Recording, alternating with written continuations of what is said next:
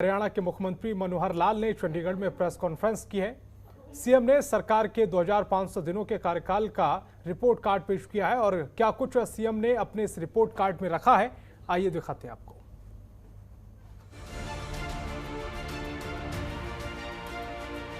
हरियाणा की मनोहर लाल सरकार के 2500 दिन पूरे हो गए हैं।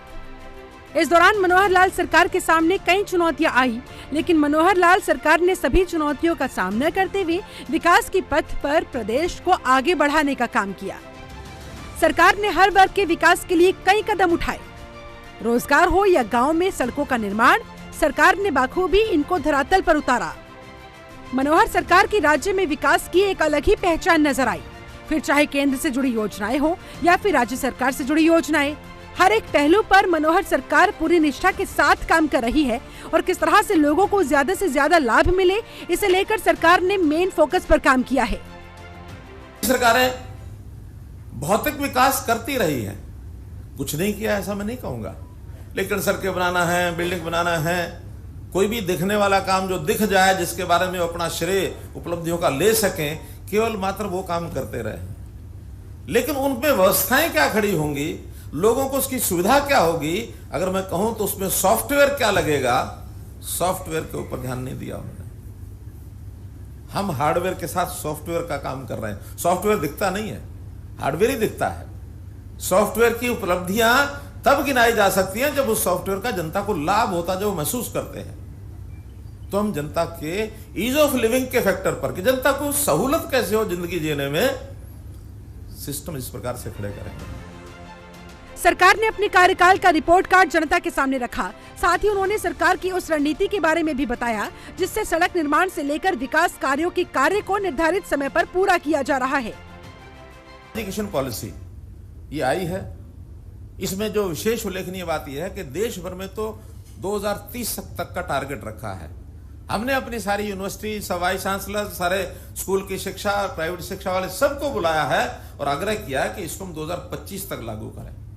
और हमने टारगेट रखा है कि शिक्षा व्यवस्था को बदलने में, न्यू एजुकेशन पॉलिसी को लाने में हम 2030 नहीं 2025 तक लागू करेंगे।